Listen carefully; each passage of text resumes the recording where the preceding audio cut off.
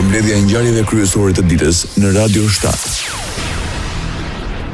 Komisioni Evropian shpërndan 158.9 milion euro ndihma financiare për Shqipërinë, Maqedoninë e Veriut dhe Malin e Zi si përfitues kryesor të saj. Paketa është pjesë e planit të rritjes së Unionit. Kjo pagesë lidhet me periudhën e tretë 6 mujore të raportimit, e cila përfshin reformat e zbatuara deri në fund të dhjetorit 2025. Nga kjo paketë Shqipërisë janë dhënë 49 milion euro, Malit të Zi 44.2 milion euro, ndërsa Maqedonisë së Veriut 65.7 milion euro. Sipas njoftimit të Komisionit Evropian, pagesa vjen pas kërkesës për ndarjen dhe vlerësimin pozitiv të Komisionit për rapat reformuese ndërmarra në fushën e konkurrueshmërisë së biznesit dhe inovacionit në Shqipëri dhe Malë të Zi, si dhe në fushën e arsimit dhe digitalizimit në Maqedoninë e Veriut. Pakoja për periudhën 2024-2027 është në vlerën e 6 miliard eurove. Fondet u ndahen vendeve të rajonit pjesërisht në formë grantesh dhe pjesërisht përmes kredive të favorshme.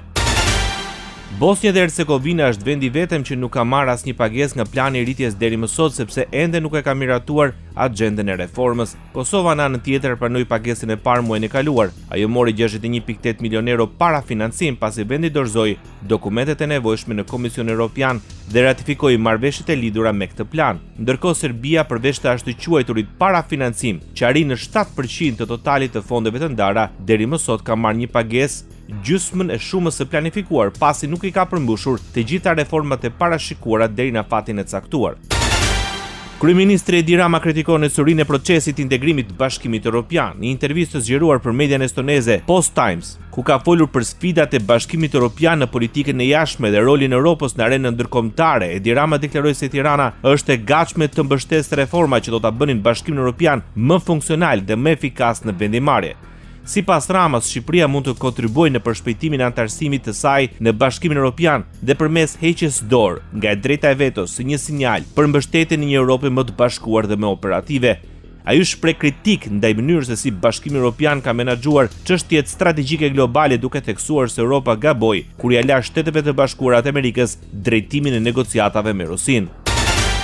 5 vendet të Bashkimit Evropian i kanë bërë thirrje Komisionit Evropian të rishqyrtojë mënyrën se si i përfshin antarët e mundshëm nga Ballkani Perëndimor në tregun e vetëm të bllokut. Qasja e bazuar në merit, nëse është e nevojshme hap pas hapi në tregun e vetëm evropian, përfaqëson nxitje thuhet në raportin e Austrisë, Republikës Çeke, Italisë, Slovakisë dhe Slovenisë. Këto janë pjesë e një klubi informal që mbështet politikisht aspiratët e Ballkanit Perëndimor për NB. Vendet e përshkruajnë modelin e propozuar si integrim sistematik sektorial. Kjo qasje thuhet se do të zgjeronte dhe forconte tregun e vetëm duke kontribuar në rëndësinë gjeoekonomike dhe autonominë strategjike të Bashkimit Evropian. Presidentja e Komisionit Evropian apelon për të forcuar pavarësinë e BE-s. Në seancën plenare të Parlamentit Evropian, Ursula von der Leyen deklaron se që nga pandemia, kompanitë janë përballur me një seri të gjatë ndërprerjes të zinxhirit të furnizimit. Thirrja e saj është të vazhdojmë të shfrytëzojmë shkallën e tregut të vetëm për të lidhur marrëveshje të reja tregtare. Këtë vit kemi lidhur marrëveshje me Indinë, Australinë, Mercosurin dhe Zvicrën. Sot do të nisem për në Meksik për të finalizuar marrëveshjen tonë globale të modernizuar. Meksika është një furnizues kyç i disa lëndëve të para kritike, deklaroi presidentja e Komisionit Evropian. Ekonomi. Administrimi i territorit mbetet një nga sfidat e Shqipërisë në prag të sezonit veror dhe rritjes së fluksit të turistëve. Ministri i Punëve të Brendshme Besfor Lamallari bëri të ditur intensifikimin e masave për parandalimin e ndërtimeve pa leje në territor, ku vetëm muajin e fundit janë vendosur 67 masa administrative. Gjatë një konference për shtyp, Lamallari u ndal tek masat e shtuara për kontrollin e territorit, ndërsa theksoi se masat administrative të vendosura gjatë këtij muaji arrin në shifrën e 122 milion lekëve. Krahas masave administrative dhe ka pasur plot të tilla edhe gjatë muajit prill. Konkretisht nga IKMT janë marrë 67 masa administrative, pra gjoba, në një vlerë të konsiderueshme rreth 122 milion lekë vetëm për një muaj. Lamallari u referua dhe goditjes së një rasti të dyshuar të palishmërisë në Sarandë, ku punonjës të policisë u bën palë me krimin duke neglizhuar kryerjen e detyrës dhe duke cënuar interesat kombëtare. Paqja fiskale ishte në thelb të takimit ndërmjet drejtorit përgjithshëm të tatimeve në Shqipëri, Ilir Bina, me ekspert të Fondit Monetar Ndërkombëtar. Në qendër të diskutimeve u vendosën 4 masa kryesore të lidhura me planin e rritjes së Bashkimit Evropian në menaxhimin e borxhit.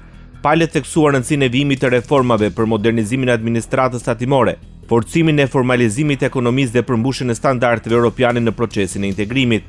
ligjet për paqen fiskale dhe faljen e detyrimeve tatimore për të cilat është miratuar udhëzimi zbatues më 15 maj parashikon një seri lehtësimesh për tatim paguesit të strukturuara sipas periudhave dhe kategorive të detyrimeve. Pastrimi i territorit nga depozitimet e pajlishme të mbetjeve urbane është sfida e radhës e qeverisë së drejtuar nga Albin Kurti në Kosovë. Gjatë paraqitjes së pakos së re për largimin e mbetjeve të pajlishme, Albin Kurti deklaroi se situata me mbetorinat është bërë serioze, duke shtuar se mund të thuhet se kemi një emergjencë. Kemi bërë gati projekt ligjin e ri për mbetorinat dhe shumë pjesë të legjislacionit sekondar që parashohin krijimin e një sistemi të qëndrueshëm për menaxhimin e mbetorinave, i cili synon të arrijë një moment të reduktimit, ripërdorimit dhe riciklimit të mbetjeve, moment i cili kthen mbetjet nga një problem madje në një mundësi ekonomike. Një sistem i tillë do të kërkojë edhe ca kohë. Ligjin e kemi gati, por kuvendin akoma jo. Ndërkohë që ne përgatitemi që të krijojmë bazën për këtë sistem, situata me mbeturina është bërë serioze. Dhe kjo sidomos në hapësirat që nuk mbulohen nga askush, pra hapësirat jashtë kufive të vendbanimeve. Lirësh mund të themi se kemi një emergjencë në sektorin e mbetjeve dhe për të adresuar atë kërkohen masa emergjente. Ndërsa Ministria Fitore Pacolli tha se po sot paraqitet një paketë prej 1 milion euro për largimin e mbeturinave.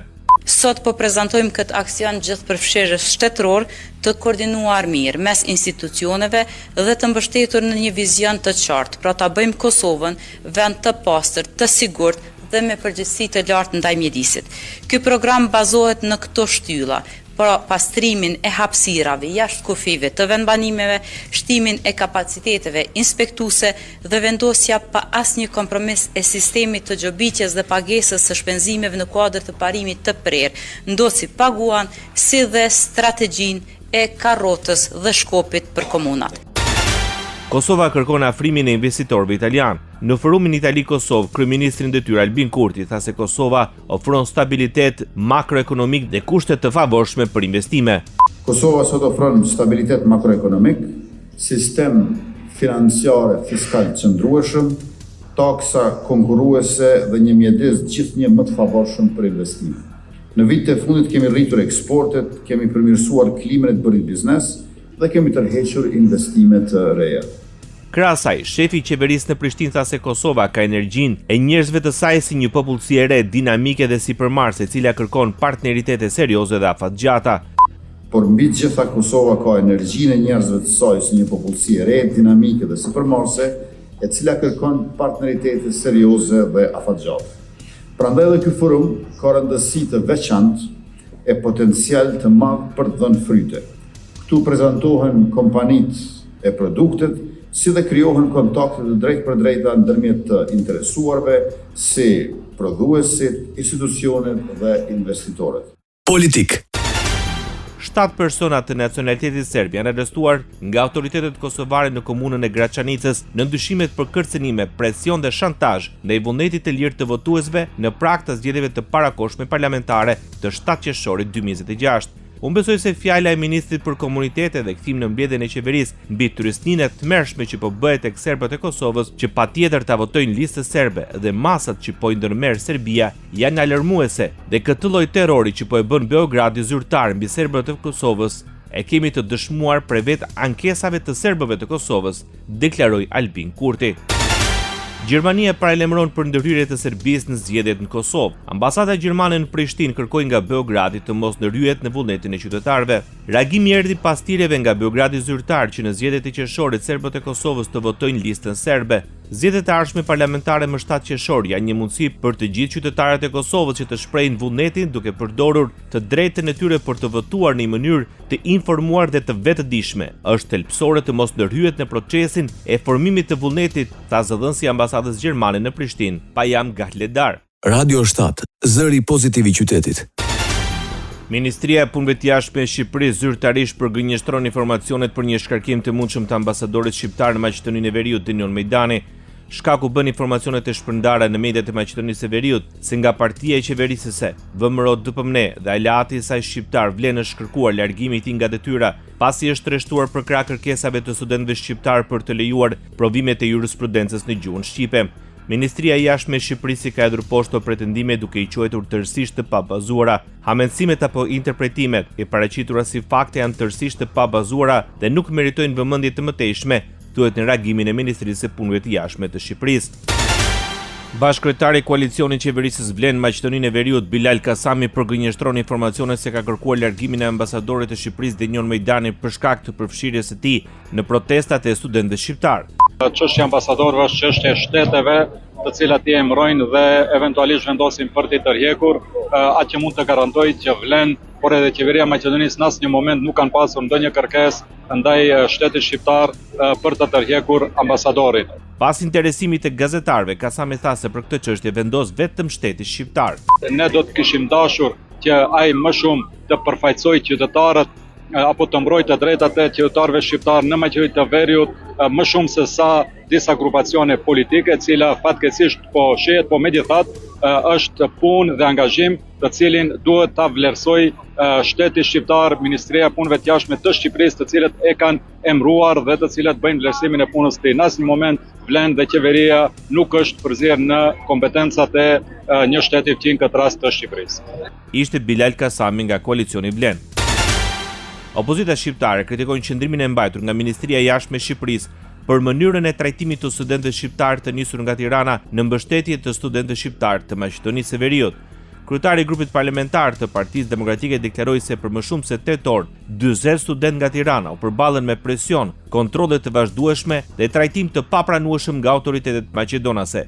Gazmend Bardhe komentoi si skandaloze që studentët shqiptar, shumica 18 deri në 20 vjeç dhe shumë prej tyre vajza të trajtohen si kriminal vetëm sepse po udhëtonin për të mbështetur protestat në mbrojtje të gjuhës shqipe dhe identitetit kombëtar të shqiptarëve në Maqedoninë e Veriut. Për deputetin e Partisë Demokratike, skandaloze është edhe heshtja e Tiranës zyrtare për këtë çështje. Forca më e madhe e qeverisë së maqedonase pretendon se qeveria po kërkon zgjidhje të qëndrueshme ligjore në lidhje me provimin e jurisprudencës në gjuhën shqipe. Deputeti VMRO DPMNES thotë se pritet hartimi i një ligji që do të jetë në përputhje me kushtetutën, Komisionin e Venecias, si dhe t'i rezistoj kohës. Në deklaratën e Bojan Stojanovskit nuk munguan dhe kritika ndaj opozitares shqiptare. Sramota je što duji po 20 godini i po 8 ministri za pravda nego rješenje. Është turp që BDI pas 20 vjetësh dhe 8 ministrash të drejtësisë nuk e ka zgjedhur këtë problem dhe nuk ka asgjë tjetër për t'ju ofruar qytetarëve përveç këtij nacionalizmi. Të hartojmë një ligj që do t'i rezistojë provës së kohës në mënyrë që të mos luajmë me emocionet dhe nevojat e qytetarëve. Ja të miratojmë një ligj që mund ta kalojmë në kuvend me shumicë mbi 2/3 e që më pas të mos rrëzohet nga gjykata kushtetuese, sepse duhet të jemi të ndershëm dhe të sinqert me qytetarët. Nëse po bëjmë ligj dhe po zgjidhim problem, le ta bëjmë në mënyrën që e diktojnë kushtetuta, ligjet e Komisioni Venecias. Правиме закон ако решаваме проблем да го решиме така како што налага Уставот, законите и Венецианската комисија. Deklaroi deputeti VMRO DPMNES Bojan Stojanovski.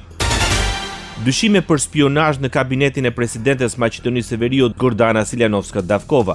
Nga prokuroria për ndjekjen e krimit të organizuar dhe korrupsionit konfirmojnë se që nga dhjetori vitit kaluar, po zhvillohet një parahetim për ekzistencën e indicjeve për aktivitete të palishme të ndërmarra me interes të lartë shtetëror. Shkak është bërë alarmi ngritur nga sektori për krimin kompjuterik në Ministrinë e Punëve të Brendshme.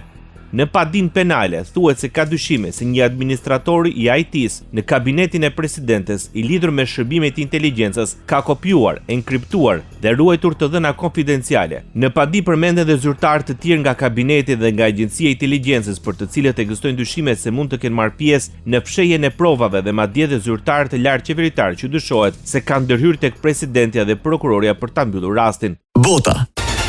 Paralajmërim për rrezik ajror në Lituani. Njerëzve u kërkua të strehojnë teksa u pezullua trafiku në aeroportin e kryeqytetit për shkak të frikës nga dron që shkelen hapësirën ajrore. Strehoni në një vend të sigurt, kujdesuni për të afërmit tuaj, prisni rekomandime të reja, tha ushtria e Lituanisë në një mesazh dërguar banorëve të kryeqytetit. Paralajmërimi erdhi edhe për ndërtesën e parlamentit të Vilniusit. Qendra Kombëtare Menaxhimit të Krizave e Lituanisë tha më parë se kishte lëshuar një alarm në përgjigje të një droni në Bielorusinë fqinje, që u pa duke fluturuar drejt Lituanisë. Një avion luftarak i NATO-s të martën rrëzoi një dron të dyshuar Ukrainas mbi Estoninë, tha vendi Baltik, i fundit në një seri shkeljesh të hapësirës ajrore në rajon me sulmeve të shpeshta ukrainase ndaj Rusisë fqinje. Pas takimit mes kreut të shtëpisë të Bardhë Donald Trump dhe presidentit kinez Xi Jinping, Kina ka konfirmuar se do të blejë 200 avion Boeing. Sipas marrëveshjes, SBA do të sigurojnë Kinës garanci furnizimi për pjesë dhe komponentë të motorëve të avionëve, tha Ministria e Tregtisë e Kinës. Të dyja palët do të punojnë gjithashtu drejt një zgjatje të arpushimit të tarifave, për të cilin ranë dakord në tetor dhe do të kërkojnë ulje të tarifave prej $30 miliardë ose më shumë mallra secila, thuhet nga Ministria e Tregtisë e Kinës. Edhe Rusia konfirmon bashkëpunimin me Kinën. Gjatë takimit të tij me homologun kinez Xi Jinping, presidenti rus Vladimir Putin deklaroi se marrëdhëniet mes Rusisë dhe Kinës kanë arritur një nivel të paparë. Xi Jinping vazhdon ta quajë Putinin një mik të vjetër dhe i përshkruan lidhjet mes dy shteteve si të palëkundura, por shmang retorikën e fortë politike. Sipas vëzhguesve ndërkombëtar, Kina mbetet partnerja më e rëndësishme për Rusinë, duke pasur avantazh ekonomik dhe ndikim diplomatik për të diktuar tonin dhe kushtet e marrëdhënies mes dy fuqive. Ndoqët edicionin informativ të lajmeve në Radio 7, zëri pozitiv i qytetit.